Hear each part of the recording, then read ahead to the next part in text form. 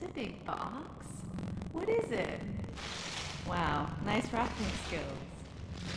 Oh my god, a puppy. I can't believe you did this. I love her. I'm gonna call you Sally. Okay. Now it's time for your gift.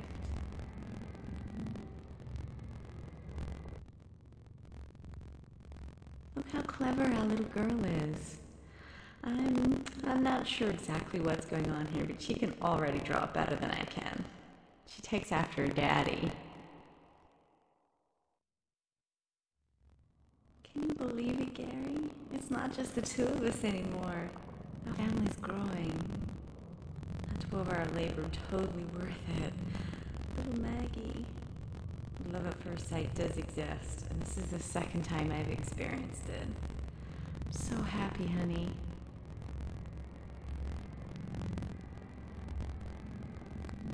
I got you a present. Behind the Black Veil 7. Just don't expect me to watch it with you. I know you love his horror stuff, but it gives me nightmares. Ghosts? Yuck. Don't be afraid. I'm only going out for 2 hours. If Maggie can't sleep, just read her this book. It works every time. I'll be home before you know it. Dinner's in the oven. Love you. Oh my god, baby. It's perfect. Yes. Yes, I will. I love you, Gary.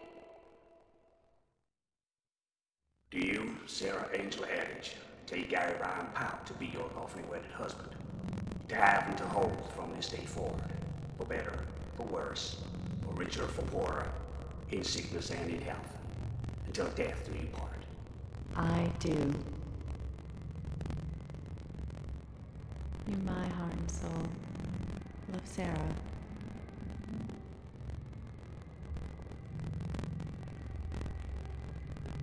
June 6, 1999.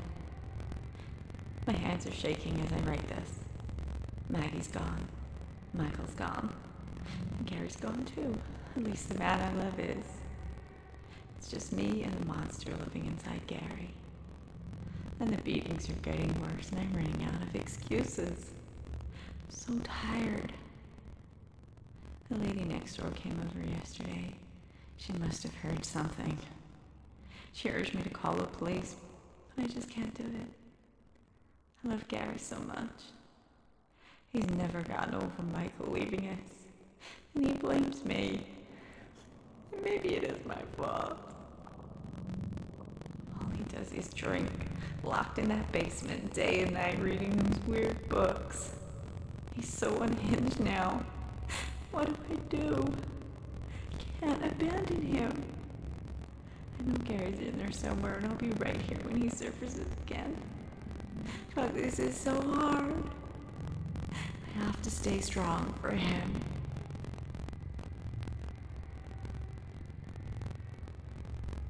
First of June, 1990. I asked him today what he does down there. He just stared at me silently with pure hatred. I don't understand how this happened. I don't know him anymore, and sometimes he scares me. He spends all of his time in that basement. Next time he does a beer run, I'm gonna sneak down there and look for myself. I trust Gary. The man I'm living with isn't Gary anymore. I have to keep Maggie safe, if nothing else. Honey, it's been 4 years. I need you, and I love you more than I can express. Please get some help.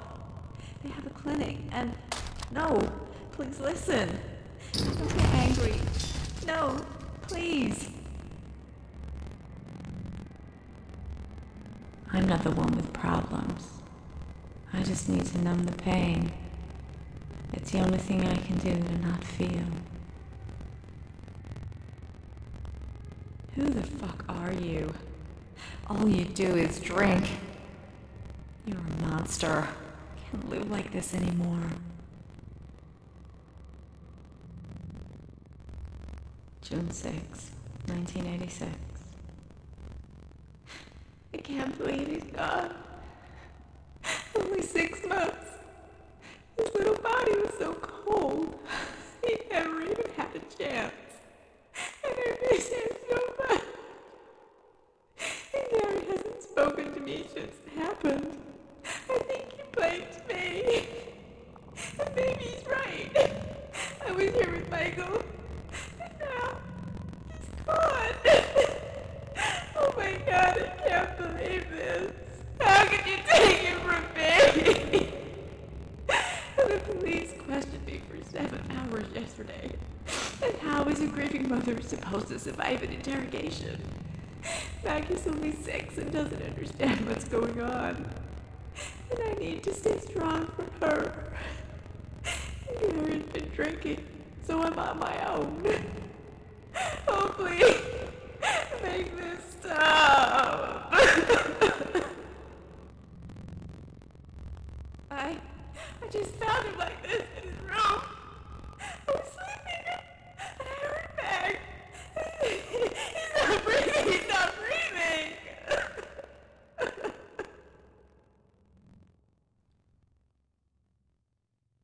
The police want me to see a grief counselor, and I want you to come with me. Will you come with me? Why won't you talk to me? You blame me, don't you?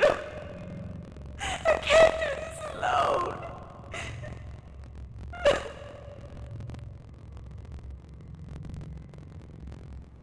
I told you I was sleeping. He was out with Maggie getting ice cream or something. I don't know. I was asleep. Look, my baby boy just died, and I don't know how. What kind of God would kill an innocent baby? I didn't kill my son. Yes, I had postnatal depression, but I'm telling you, woke to a noise and had a strange feeling something was wrong. And I ran to his room and I found his crib collapsed. His lifeless body. It was blew out of the sun.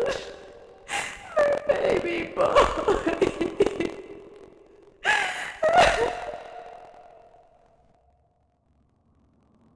January 11th, 1986. We just got back from the hospital with the latest addition to our family, little Michael, and he's perfect. Feeling a little strange though, almost depressed. I feel so guilty for feeling this way when it should be a time for celebration. Gary's been great, but he doesn't understand how I'm feeling. I tried to talk to him about it, but he just doesn't get it and tells me to be happy. He's right, but it's not that simple. Isn't it normal that I'm having postnatal depression with my second child when I didn't have it with my first? I'm depressed and happy at the same time. My God, this is confusing. I hope it passes. I know Gary will support me through this. I'm sure it's all going to be fine. The nurse suggested that I keep a journal to help work through my thoughts. So, here we go. Little Michael. I'm still not used to the name, but it's starting to grow on me. He's perfect, and he looks just like you. He's got your eyes. 23rd March, 1985. He really surprised me this weekend. He blindfolded me and whisked me off in the car. When he took the blindfold off, I saw this horrible little rundown cabin in the woods. He'd purchased this place from an estate sale of a deceased hunter or something. He wants to fix it up so we'll have our own little romantic getaway. Maggie's staying with the neighbors for the weekend, so I guess I'll make the most of it. 24th March, 1985. He's like a changed man out here. At first I wasn't sure this place is creepy, but last night was simply amazing. Maybe this was a great idea. It just needs a woman's touch.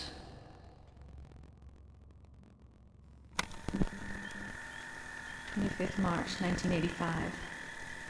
I don't ever want to come back. Last night there were all kinds of strange noises. I could hear whispering. I think maybe some of the locals don't want us here. I heard something in the basement and had to investigate. Oh my God. It's a slaughterhouse down there with some really weird shit going on. I appreciate taxidermy as an art form, but this looked like more than that. Between the cabins and the history and the strange noises, it would be a cold day in hell before I'll set foot in here again. This is how those horror movies start.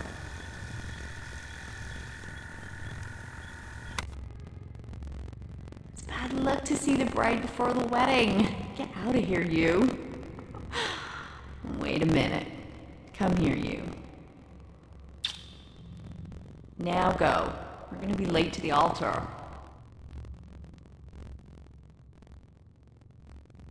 Dear Diary, I haven't spoken to Dad in years. We avoid each other as much as possible. He's always drinking and I'm scared to talk to him. Mom is a mess. She's so weak. I hate them both. I hate it here. I'm a prisoner in my own room. I can't have my friends over. I stay at Bridget's house as much as I can. It's time for a change. I met a boy 2 months ago. His name is Carl, and I think I love him. I told him about everything yesterday. My dead brother, drunk father, and drugged up mother. I thought he'd run for the hills, but he says he wants to save me. He says we should run away, and I think I will. What is my future here? I can't stay. I feel bad leaving my mom, but if she ever grew a spine, she'd have taken me away from here years ago. I have to go. Mom, I'm so sorry for everything that's happened to you. I can't do this anymore. Do you know how many times I hid under my bed listening to Dad hurting you? Falling asleep under the bed to the sound of you crying? I hate you for not taking me away from here years ago. I'm running away with my boyfriend, and I won't be coming back. I'd be safer living on the streets than I am here, and that's no way for me to live. I'm old enough now to understand that none of this is normal. Maybe we'll see each other again someday, but I never want to see him again. Get help, Mom. I do love you. Love always, Maggie. 12th of April, 1996. I hadn't spoken to him in what seemed like an eternity, so I was shocked when I asked him to come back to the cabin. I assumed he wanted to fix a marriage. Maybe try to move past everything and start over. Last time we were at the cabin, it was so romantic until the freak show started, and I vowed never to go back, but without our marriage, I'll try anything to end this nightmare. Once we got there, he just started babbling about this being the place of conception and rummaging through that fucked up basement. I don't know if I should be indulging him or getting help. I want him to get help, but I'm scared of how he'll react.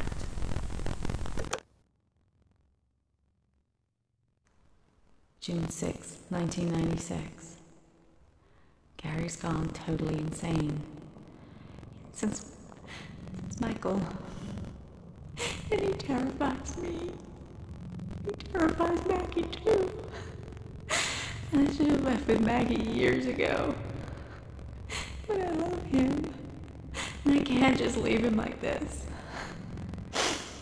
Maggie ran away. And she hates me for not standing up to him. She's right. And I don't know where she is.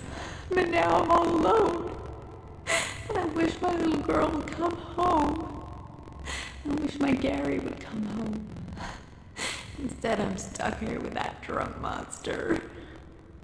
We were all so happy. How did we get here? It's been 10 years now. And I'm so dumb I can barely get out of bed. And I'm trying my hardest to stop taking the pill, but it's all I have now. And I wish I could change things. For Maggie's sake. Maybe she's better off without us.